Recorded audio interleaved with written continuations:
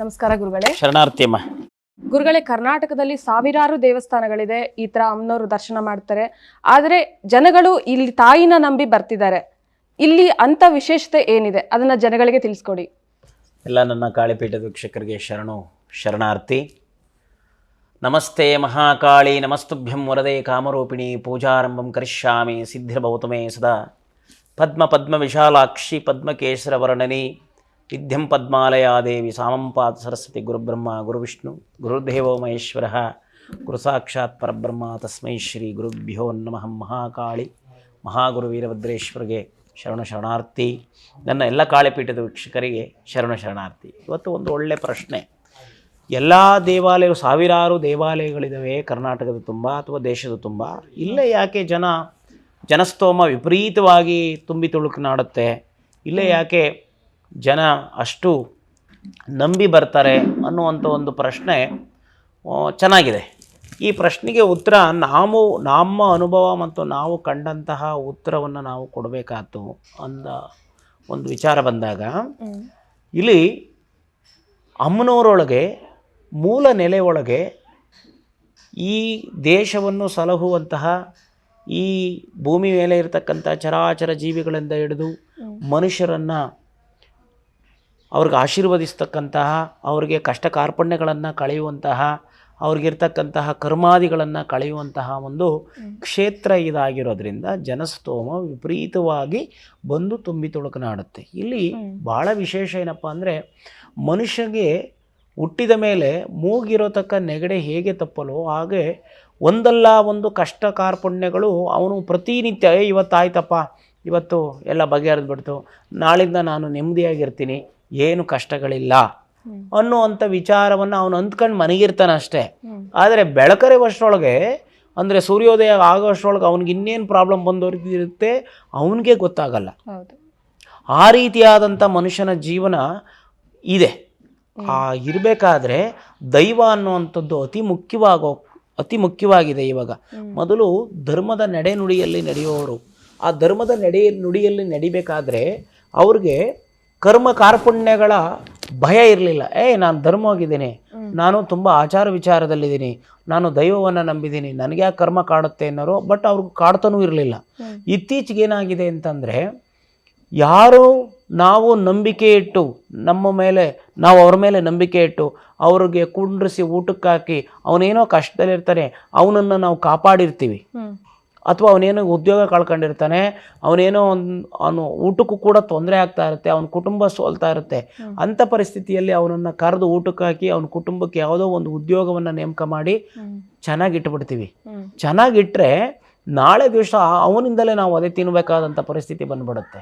ಈ ಕಲಿಗಾಲದಲ್ಲಿ ಯಾಕೆ ಕರ್ಮ ಕಾರ್ಪಣ್ಯಗಳು ಅತಿಯಾಗಿದ್ದಾವೆ, ಯಾಕೆ ಕಾಡ್ತಾ ಇದೆ ಅನ್ನುವಂಥದ್ದನ್ನು ನಾನು ಉದಾಹರಣೆ ತಗೊಳ್ಳೋದಾದರೆ, ಯಾರಿಗೆ ನಾವು ಸಹಾಯ ಮಾಡಿರ್ತೀವಿ, ಯಾರಿಗೆ ನಾವು ಊಟಕ್ಕೆ ಹಾಕಿರ್ತೀವಿ, ಯಾರಿಗೆ ನಾವು ಅನ್ನ ನೀರಾದಿಗಳನ್ನು ಕೊಟ್ಟು ಆತನ ಚೆನ್ನಾಗಿಕ್ಕಂಗೆ ನಮ್ಮ ಲೆವೆಲ್ಗೆ ಅವನು ಬದುಕಲಿ ಅಂತ ಹೇಳಿ ನಾವು ಅನುಕೂಲ ಮಾಡಿಕೊಟ್ಟಿರ್ತೀವಲ್ಲ, ಅವನಿಂದ ನಾವು ಹೆಲ್ಪ್ ತಗೊಳಕ್ಕಾಗಲ್ಲ. ಅವನಿಂದ ನೆಕ್ಸ್ಟ್ ನಾಳೆಗೂ ಅದೇ ತಿನ್ನಕ್ಕೆ ನಾವು ರೆಡಿಯಾಗಿರಬೇಕು. ನಾವು ಎಲ್ಲಿ ನಮ್ಮ ಸೀಟನ್ನೇ ನಮ್ಮ ತರಹನೇ ಬದುಕಲಿ ಅಂತೇಳಿ ಅವಕಾಶ ಮಾಡಿಕೊಟ್ರೆ ನಮ್ಮ ಸೀಟಿಗೆ ಕುಂದು ಬಂದು ಹೋಗಿರುತ್ತೆ, ನಮ್ಮನ್ನೇ ಜಾಗ ಖಾಲಿ ಮಾಡಿಸ್ಬಿಡ್ತಾನೆ. ನಾವು ಉದಾಹರಣೆಗೆ ಒಂದು ಹೋಟ್ಲ್ ಇಟ್ಟಿರ್ತೀವಿ, ಏನೋ ಸೋತ್ ಬಂದಿರ್ತಾನೆ, ನನ್ನಂಥದ್ದೇ ಒಂದು ಹೋಟ್ಲು ಮಾಡಲಿ, ಒಂದು ಅಂಗಡಿ ನನ್ನಂಥದ್ದು ಒಂದು ಅಂಗಡಿ ಮಾಡಲಿ, ಒಂದು ಫ್ಯಾಕ್ಟ್ರಿ ನನ್ನಂಥದ್ದು ಒಂದು ಫ್ಯಾಕ್ಟ್ರಿ ಮಾಡಲಿ, ಚೆನ್ನಾಗಿರ್ಲಪ್ಪ ಅಂತ ಒಂದು ಜೀವನ ಕಲ್ಪಿಸಿರ್ತೀವಲ್ಲ, ನಾಳೆ ದಿವಸ ನಮ್ಮ ಉದ್ಯೋಗ ಕಳ್ಕೋಬೇಕಾಗತ್ತೆ, ನಮ್ಮ ಫ್ಯಾಕ್ಟ್ರಿ ಕಳ್ಕೋಬೇಕಾಗತ್ತೆ, ನಮ್ಮ ಜೀವನಕ್ಕೆ ತೊಂದರೆ ಆಗೋಗ್ಬಿಡುತ್ತೆ. ಆ ರೀತಿಯಾದಂತಹ ಕೆಟ್ಟ ಕೆಲಸವನ್ನು ಮಾಡಕತ್ತಿ ಬಿಡ್ತಾನೆ. ಅಂಥವ್ರು ಇಲ್ಲಿ ಸಾವಿರಾರು ಜನ ಬರ್ತಾರೆ, ಸ್ವಾಮಿ ನಾನು ಇಂಥನಿಗೆ ಸಹಾಯ ಮಾಡಿದೆ, ಇಂಥನಿಗೆ ನನ್ನ ಕೈಲಿಲ್ದರೂ ಕೂಡ ಒಂದು ಹಣಕಾಸನ್ನು ಕೊಟ್ಟೆ, ಒಡವೆ ಮಾರಿಕೊಟ್ಟೆ, ಇವತ್ತು ಅವನು ನನಗೆ ಮೋಸ ಮಾಡ್ದ, ಇವತ್ತು ಅವಳು ನನಗೆ ಮೋಸ ಮಾಡಿಬಿಟ್ಲು ಅನ್ನುವಂಥದ್ದು ಯಾವಾಗ ಅತಿಯಾಗಿದೆಯಲ್ಲ ಆಗ ಕರ್ಮ ಅನ್ನುವಂಥದ್ದು ಅತಿಯಾಗಿ ಹೋಗುತ್ತೆ. ಮೋಸ ಮಾಡಿದವನಿಗೆ ರೊಟ್ಟಿ ಮಗ್ಚಾಗಿದ್ದಂಗೆ ಇವತ್ತು ರಿಪೀಟ್ ಅವನೇ ಅನುಭವಿಸ್ಬೇಕು. ಆ ಅನುಭವಿಸುವಂತಹ ನೋವು ಒಳ್ಳೆನಿಗೂ ಅನುಭವಿಸ್ತಾನೆ, ಕೆಟ್ಟನಿಗೂ ಅನುಭವಿಸ್ತಾವನಿವತ್ತು. ಹಾಗಾಗಿ ಆ ಕರ್ಮ ಕಟ್ಟಲೆಗಳನ್ನು ಕಳೆಯುವಂತಹ ಕ್ಷೇತ್ರ ಇಡೀ ನಮ್ಮ ಕರ್ನಾಟಕದಲ್ಲಿ, ನಮ್ಮ ದೇಶದಲ್ಲಿ ಯಾವುದಾದ್ರು ಇದ್ದರೆ ಅದು ನಮ್ಮ ಒಂದು ರುದ್ರಕಾಳಿಪೀಠ ಕ್ಷೇತ್ರ ಆಗಿರುತ್ತೆ. ಅವ್ರದ್ದೇನು ಕರ್ಮ, ಅವನದು ಏನು ಸಮಸ್ಯೆ ಆಗಿದೆ, ಅವ್ನಿಗೆ ಯಾಕೆ ಹಿಂಗೆ ಆಗ್ತಾಯಿದೆ, ಅವನ ಕುಟುಂಬದಲ್ಲಿ ಇದೇನು ತೊಂದರೆ ಆಗ್ತಾಯಿದೆ, ಅವನ ಆರೋಗ್ಯದಲ್ಲಿ ಏನು ತೊಂದರೆ ಆಗ್ತಾಯಿದೆ. ಉದಾಹರಣೆ, ಹಾಸ್ಪಿಟ್ಲಿಗೆಲ್ಲ ತೋರಿಸಿರ್ತಾರೆ, ಏನೂ ಪ್ರಾಬ್ಲಮ್ಸ್ ಇರಲ್ಲ, ಎಲ್ಲ ನಾರ್ಮಲ್ ಇರುತ್ತೆ, ಕೈಕಾಲು ಹೊಡ್ತಾ ಹೊಟ್ಟೆ ನೋವು ತಲೆಬಾದಿಂದನೇ ಅಳ್ತಾ ಇರ್ತಾನೆ. Very simple. ಅದಕ್ಕೆ ಲಕ್ಷಾಂತರ ರೂಪಾಯಿ ದುಡ್ಡು ಸುರಿದಿರ್ತಾರೆ. ಹೌದು. ಮತ್ತು ಅವನಿಗೇನು ಪ್ರಾಬ್ಲಮ್ ಇರಲ್ಲ, ಗ್ರಹಗತಿಗಳು ಚೆಕ್ ಮಾಡ್ತೀವಿ, ಕುಂಡಲಿಗಳನ್ನು ನೋಡ್ತೀವಿ, ಕುಂಡಲಿಗಳು ಕೂಡ ಏನು ಸಮಸ್ಯೆ ಇರಲ್ಲ. ಆದರೂ ಕೂಡ ಅವನು ಒಳ್ಳೆ ಚೆನ್ನಾಗಿ ಅವನ ಕುಟುಂಬ ನಡೀತಿತ್ತು, ಅವನ ಉದ್ಯೋಗ ನಡೀತಿತ್ತು, ಅವನ ವ್ಯಾಪಾರ ನಡೀತಿತ್ತು. ಇದಕ್ಕಿದ್ದಂಗೆ ಸರ್ವನಾಶ ಆಗಕ್ಕೆ ನಿಂತ್ಕೊಂಡ್ಬಿಡ್ತಾನೆ. ಇದನ್ನೆಲ್ಲ ಗಮನಿಸಿದಾಗ ಏನಾಗ್ತೈತೆ, ಯಾರು ಕ್ವಾಟ್ಲೆ ಕೊಟ್ಟವ್ರೆ, ಇಲ್ಲಿ ಯಾರು ಸಮಸ್ಯೆಗಳನ್ನು ಮಾಡಿವ್ರೆ ಅಂತ ಅಚ್ಚುಕಟ್ಟಾಗಿ ಬರೆದು ಹೇಳುವಂತಹ ಕ್ಷೇತ್ರ ಇದಾಗಿದೆ. ಮೂಲವನ್ನು ಹುಡುಕುತ್ತೆ ಈ ಕ್ಷೇತ್ರ. ಅಮ್ಮನವರು ಮೂಲವನ್ನು ಹುಡುಕಿ, ನೋಡಪ್ಪ ನಿನಗೆ ಇಲ್ಲಿಂದಲೇ ತೊಂದರೆ ಆಗಿದೆ, ಈ ರೀತಿಯಾದಂಥ ತೊಂದರೆ ತಾಪತ್ರೆಗಳು ಆಗೋಗ್ಬಿಟ್ಟವೆ, ಹಾಗಾಗಿ ಈ ರೀತಿಯಾದಂಥ ಪರಿಹಾರವನ್ನು ಮಾಡ್ಕ್ಯ ಅನ್ನುವಂಥದ್ದನ್ನು ಅಚ್ಚುಕಟ್ಟಾಗಿ ಹೇಳಿಕೊಡ್ತಾಳೆ. ಆ ಹೇಳಿಕೊಡೋದ್ರಿಂದ ಇಲ್ಲಿಗೆ ನಮಗೆಲ್ಲ ಸುತ್ತುಬಿಟ್ಟಿದ್ದೀವಿ ಸ್ವಾಮಿ. ನೂರಾರು ಕ್ಷೇತ್ರಗಳಿಗೆ ಹೋಗಿದ್ದೀವಿ, ನೂರಾರು ಪಂಡಿತರ ತಕ್ಕ ಹೋಗಿದ್ದೀವಿ, ನೂರಾರು ಗುರುಗಳು ತಕ್ಕ ಹೋಗಿದ್ದೀವಿ. ಎಲ್ಲೋದ್ರೂ ಕೂಡ ನಮಗೆ ಮೂಲ ಸಮಸ್ಯೆ ಏನು ಅನ್ನೋಂಥದ್ದೇ ಗೊತ್ತಿಲ್ಲ, ಮೂಲ ನಮಗೆ ಯಾರು ಏನು ಮಾಡಿದ್ದಾರೆ ಅನ್ನೋಂಥದ್ದೇ ಗೊತ್ತಿಲ್ಲ. ಈ ತಾಯಿ ನಮಗೆ ತಿಳಿ ಹೇಳಿಳು, ನಮಗೆ ಮೂಲ ನಮಗೆ ಅರ್ಥ ಆಯಿತು, ಮತ್ತು ಪರಿಹಾರನೂ ಕೂಡ ಮಾಡಿಕೊಟ್ಲು. ನಮಗೆ ತುಂಬ ಸಂತೋಷ ಆಗಿದೆ. ಅದನ್ನು ನೂರಾರು ಎಪಿಸೋಡ್ಗಳಲ್ಲಿ ನಾವು ತೋರಿಸಿದ್ದೀವಿ. ಹಾಗಾಗಿ ಇಲ್ಲಿ ಕ್ಷೇತ್ರಕ್ಕೆ ಸಾವಿರಾರು ಸಂಖ್ಯೆಯಲ್ಲಿ ಲಕ್ಷೋಪಾದಿಯಲ್ಲಿ ಜನ ಬರ್ತಕ್ಕಂಥದ್ದು. ಕರ್ನಾಟಕ ತುಂಬ ಶಕ್ತಿಪೀಠಗಳಿದ್ದಾವೆ, ಮತ್ತು ಅನೇಕ ಈಗ ಹುಟ್ಟಿಕೊಂಡಿರ್ತಕ್ಕಂಥ ದೇವಸ್ಥಾನಗಳಿದ್ದಾವೆ. ಏನೇ ಇದ್ದರೂ ಕೂಡ ಇಲ್ಲಿಗೆ ಯಾಕೆ ಹುಡುಕೊಂಬರ್ತಾರೆ ಅನ್ನೋಂಥ ಪ್ರಶ್ನೆಗೆ ಇದು ಉದಾಹರಣೆ ಮತ್ತು ಸತ್ಯವಾದಂಥ ಸಂಗತಿ. ಯಾಕಪ್ಪ, ಇಲ್ಲಿ ಬರ್ತಿದ್ದಂಗೆ ನಿನ್ನ ಪ್ರಾಬ್ಲಮ್ ಏನು, ನಿನ್ನ ಸಮಸ್ಯೆಗಳೇನು ಬಂದು ಹೇಳ್ಕೊಂತಾರೆ. ಆ ಹೇಳ್ಕೊಂಡಾಗ ಅಮ್ಮನವರು ಅಚ್ಚುಕಟ್ಟಾಗಿ ಬರೋದು ತೋರಿಸ್ಬಿಡ್ತಾರೆ. ಅವನಪ್ಪ ಇಂಥವ್ರು ನೀನು ತೊಂದರೆ ಮಾಡಿದ್ದಾರೆ, ನೀನು ಇಂಥದ್ದೊಂದು ಕಾಯಿಲೆ ಕಸಾಲಿಂದ ನರಳ್ತಾ ಇದೆಯಾ, ಇಂಥ ಬಿಸ್ನೆಸ್ ಬಿದ್ದೋಗಿದೆ, ನಾನು ಸರ್ ಮಾಡ್ತೀನಿ ಕೂರು ಅಂತ ಹೇಳಿ ಬರವಣಿಗೆ ರೂಪದಲ್ಲಿ ಹೇಳೋ ಅಂಥದ್ದು. ಮತ್ತು ಒಂದು ಕಟ್ಟು ನಿವಾರಣೆ ಮಾಡಿಕೊಡ್ತಾಳೆ ಆ ತಾಯಿ. ಆ ಕಟ್ಟು ನಿವಾರಣೆ ಮಾಡಿಕೊಡ್ತಿದ್ದಂಗೆ ಅವನು ಇನ್ನೊಂದು ವಾರಕ್ಕೆ ಬರ್ತಿದ್ದಂಗೆ ಅವನು ಹೇಳ್ತಾನೆ, ಸ್ವಾಮಿ ಹೋದ ವಾರ ಬಂದೆ, ಅಮ್ಮನವ್ರು ನಮಗೆ ಎಷ್ಟೋ ವರ್ಷ ಆಯಿತು, 10 ವರ್ಷ ಆಯಿತು, 15 ವರ್ಷ ಆಯಿತು, ನಮಗೆ ಸಮಸ್ಯೆನೇ ಏನು ಗೊತ್ತಿರಲಿಲ್ಲ.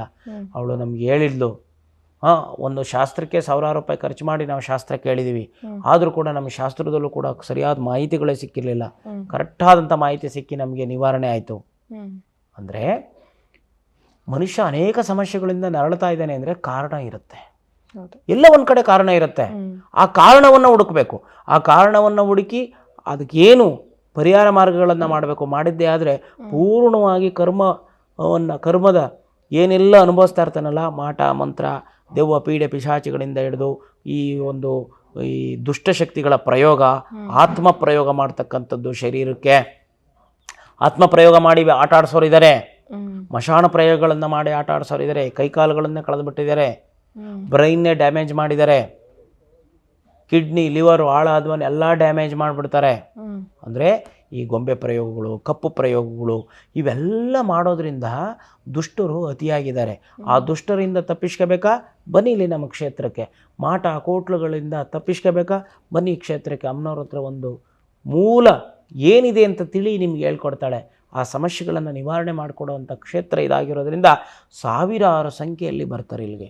ಇಲ್ಲಿ ನಮ್ಮ ಕ್ಷೇತ್ರದಲ್ಲಿ ವಿಶೇಷ ಏನಪ್ಪ ಅಂತಂದರೆ ಶತ್ರುನಿಗ್ರಹ ಹೋಮ ಇಡೀ ನಮ್ಮ ಪ್ರಪಂಚದಲ್ಲಿ ಎಲ್ಲೂ ನಡೆಯಲ್ಲ ಅಂತೇಳಿ ನಮ್ಮ ಭಕ್ತರುಗಳೆಲ್ಲ ಹೇಳ್ತಾರೆ. ಇಲ್ಲಿ ನಾನು ಹಂಗೆ ಅನ್ಕೊಂಡಿಲ್ಲ, ಬಂದು ಭಕ್ತರುಗಳೆಲ್ಲ ಹೇಳ್ತಾರೆ, ಸ್ವಾಮಿ ನಾವು ಎಂತೆಂಥ ಹೋಮ ಹವನಾದಿಗಳನ್ನೆಲ್ಲ ನೋಡಿದ್ದೀವಿ, ಆದರೆ ಶತ್ರುನಿಗ್ರಹ ಬೀಜಾಕ್ಷರಿ ಸಮೇತವಾಗಿ ಶತ್ರುನಿಗ್ರಹ ಹೋಮ ಮಾಡ್ತಕ್ಕಂಥ ಕ್ಷೇತ್ರ ಇದು ಒಂದೇ ಆಗಿರೋದ್ರಿಂದ ಇಲ್ಲಿ ಅತ್ಯುತ್ತಮವಾದಂಥ ಪರಿಹಾರಗಳು ನಾವು ಕಂಡುಕೊಂಡಿದ್ದೀವಿ.